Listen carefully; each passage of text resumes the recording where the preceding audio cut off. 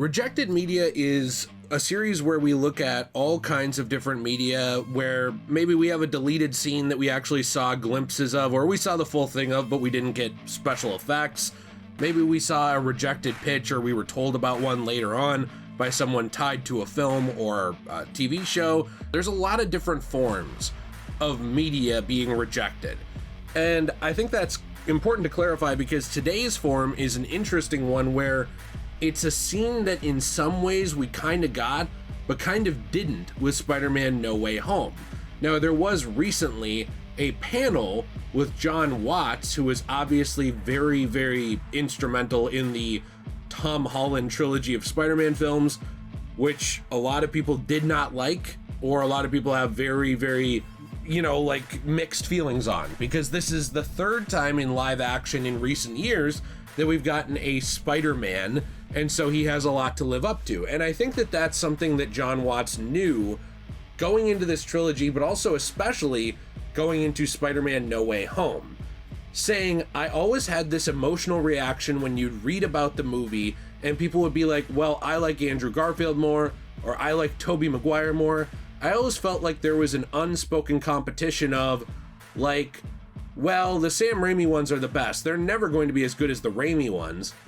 I love all of the Spider-Man movies equally, like children, and I thought, how cool would it be to tell a story not about how one Spider-Man is better than the other one, but about how they are all Spider-Man. Somehow, if they can work together and they have this shared experience that can make them greater than they are just as individuals, that was the broad stroke thematic idea that started the whole process. Now, that said, we made a previous video talking about some of the rejected ideas from this movie, like, for example, the idea of including the Vulture in this film with Michael Keaton, or a lot of other ideas like going with more comic accurate outfits for the villains, which would have been pretty cool. But there was one idea that popped up recently that we had never heard of before, which was the difference between how the Spider-Men were actually going to be introduced to this film. So we're going to take a look at that today for a few minutes, but it is interesting because all of this was changed actually by predictions made on Reddit, of all things, and the internet and social media in general. Before we get further into it, if you do enjoy the video, you want to leave a like, subscribe. Those things help me out a lot. They help push this content when YouTube does not, so I appreciate that very much. And I do have a question of the day for you, which is there a rejected pitch for a comic book or movie, or a rejected scene from a movie that you think would have made that film better that you would want to see me cover? Regardless of what it is, I would be very interested to read about that, because for me, reading about this as we get into it, I actually think the original idea that was predicted by Reddit might have been received a little bit better, and I might have actually liked better. Now, Jon Watts in this panel did talk about the process of writing and creating the movie, saying that they really had to get Andrew and Tobey on board first so that they didn't write this entire film around them and then find out that the actors were not interested in reprising their roles. That would have been something they couldn't have done. So in the process of writing this film, though, after getting them on board, Watts said, what I found more compelling, the scene that you just saw, that's when we first revealed the other two Spider-Men, talking about the scene at the house. There had been rumors that Tobey and Andrew were going to be in the movie, and this is while we're shooting. It's another example of how you can have a script that's working, but that doesn't mean it's perfect. You can keep making it better. We were writing the script and we were working on where we wanted to reveal the guys, and it always seemed like Peter's going to be sad because Aunt May just died, and that the portals are going to open, and the other two Spider-Men are going to step out. It's probably a rooftop somewhere. It's all sort of hazy. You're still trying to figure it out. And then I was on Reddit, and I was looking at people who had already made fan art of, this is probably what it's going to be like when the other two Spider-Men get revealed. It was on a rooftop. It was sad. 2 Doctor Strange portals were open, and 2 Spider-Men are stepping out, and I was like, well, we can't do that. I mean, if that's exactly what everyone thinks we're going to do, we absolutely can't do that. Now, I actually had to go back and add this in post after I had finished the video, but there were actual sketches of this idea with the original Jon Watts pitch of how the Spider-Men were going to meet, with Peter all surprised, them stepping out of the portal up on a rooftop. These things were actually shown in the Spider-Man Art of the Movie book. This is a book that I would like to get. I actually ran out of shelf space personally, so I'm kind of like limited on books right now. I didn't see this till after I made the video, so I went back, added it in, but there's a few different versions of this. Like there's one of Peter looking up, the portal's opening, them stepping out, and Doctor Strange being there. There's one of Doctor Strange standing and Andrew is next to Peter and Tobey's in the background. There's another one of all three of them sitting and talking, which appears to be for the first time. So there are images of what this could have been, and to me personally, this seems like a better idea because it wouldn't have needed to move past the Aunt May grief scene immediately to a grandmother's house where the joke is, look, Ned can actually use magic. I'm not saying MCU humor is always bad or that humor is always bad. I'm just saying that I think with how serious this movie was trying to be with its core themes and how they were very obviously like looking at Aunt May's death, breaking it down as just, well, he was going to be sad, maybe he'd be on a rooftop somewhere, but we went with the grandma.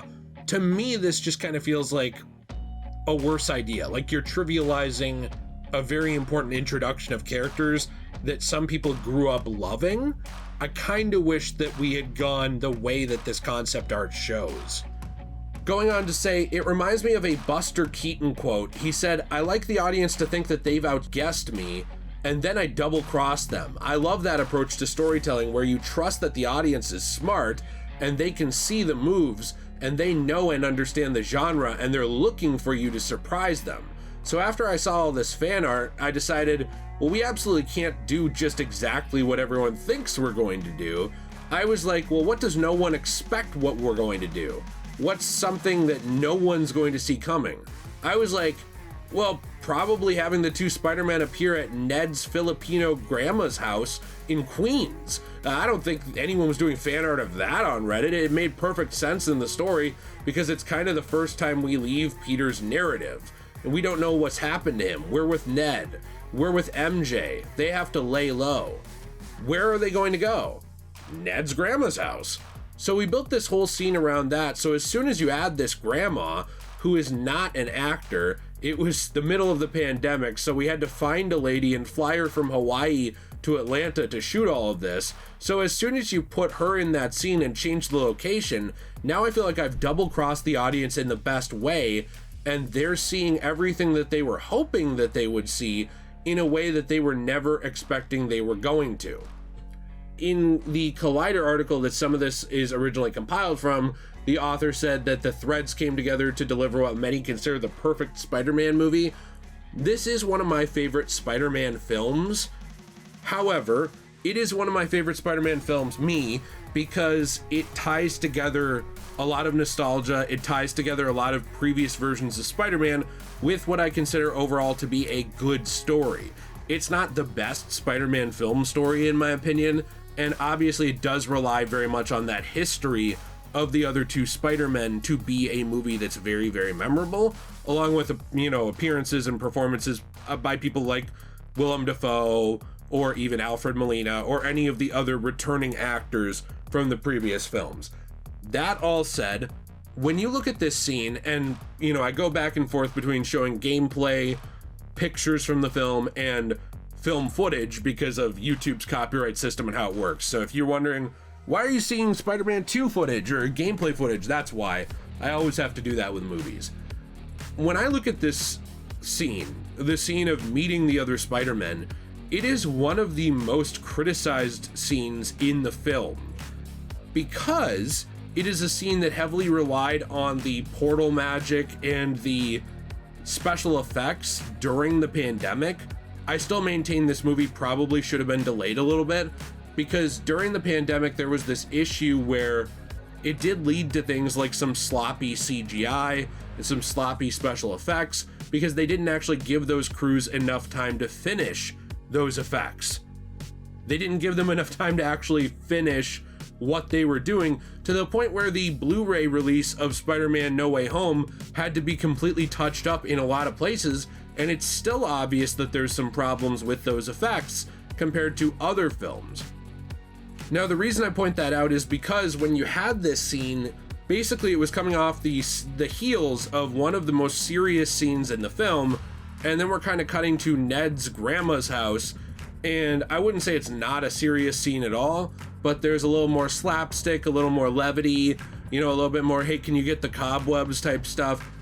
It felt to me like they wanted to have a scene where they had a little levity after this important death, because they didn't want the entire movie to be a downer or a doom and gloomer. But I honestly thought we could have just skipped past all of this, and instead of introducing the Spider-Men this way, you could have just had it be that they met Ned and MJ off screen, and we could have just jumped ahead to them meeting Peter on the rooftop, especially because there are scenes that are cut from this film that I haven't even covered with extended dialogue between the three Spider-Men with Andrew Garfield, Tobey Maguire, and Tom Holland that we didn't get in the mainline theater original release, that ended up getting saved for an extended cut later on that I believe was never sold physically or anything like that. I think you can buy it digitally on Vudu and probably Amazon and places like that through streaming or through owning a digital film. But my point is that there were other important scenes that got cut because they were trying to work things in. There was extended dialogue between the three Spider-Men that would have added to the theme that Watts was talking about of them all being Spider-Man and of having them on the screen together for longer. But instead, we have this scene that's a few minutes long at Ned's grandma's house where we're introducing Tobey and Andrew just so that we can subvert audience expectations. And, you know, for me, this is a problem that a lot of different authors and especially directors and writers have had over the years, is sometimes it's okay to not subvert expectations. Now, I'm not saying you want to deliver a one-for-one movie by committee from Reddit, but sometimes it's okay to just go with the better idea even if somebody predicted it, just because it's the better idea. If you cut out the scene with Andrew and Tobey at the house, you actually don't lose almost anything from this film except for just those few minutes of performance from Andrew and Tobey, which we could have gotten later in the film through those extended dialogue breaks that we didn't get in the original release. Instead, we're getting this scene that's kind of trying to be a little funny, trying to introduce these Spider-Men relying on that CGI, and yet, you know, the idea of them up above on the roof and kind of dropping down and meeting Tom Spider-Man, we still get that in a way. It's just we get it after this less serious scene. For me, when I'm looking at it, I don't actually think that switching this helped the film. And it's why, not to drag other films into this, but it's why I sometimes have a problem with the Rian Johnson idea of subvert all expectations, the audience must never see anything coming, because sometimes in order to do that, you actually make your movie worse. For me, I love this movie. I think it's very fun. I do miss and regret some other scenes not getting into the mainline theater release, because a lot of people will never go watch an extended cut, especially if they can't buy it in their preferred method. And so I kind of wish that Watts had gone with what his original gut instinct was. I don't always think changing the writing is better. And to me, spending the few minutes in this house on this scene just kind of points me to the other stuff that we know that we missed out on for time that could have been included in the movie and built up these Spider-Men interacting even more. But I'm interested to hear your thoughts on it. What do you think about it? What do you think about all of these ideas? Were there other things that you think were cut that should have been in the film? Let me know. This is a movie that is contentious. I know on the internet, when I made my previous Rejected Media, it was something like Spider-Man No Way Home was almost awful, and half the comments were like, it was awful. And I'm like, hey man, I like this movie. I like what Watts did. I like the film. I'm just saying in this case, I think maybe the first gut instinct that you had was probably the one to go with, not changing it because somebody on Reddit had a galaxy brain take and made some fan art that ended up predicting it. That's just my take though. Let me know what you think in the comments down below. If you want to support this channel, leaving a like, subscribing, checking out our Fortnite code DJAY123, or checking out our store cosmobunny.shop. All of those things go to help us on cosmobunny.shop. If you're a fan of things like movies or magazines or comic books or any of these characters, what we do is we take damaged comics, manga, magazines, and more, the paper from them, and we recycle that paper into a new medium to use it as a vehicle for new art for your home transformatively, things like coasters, keychains, trays, and more. And my wife Jill also makes handmade resin and beaded jewelry over there, which is fantastic. Very awesome stuff that she makes. You can use code DJAY123 for 10% off your first purchase over there. Let me know other things you want me to cover in the comments. It always helps. Have a fantastic day, and as always, everyone, stay shui.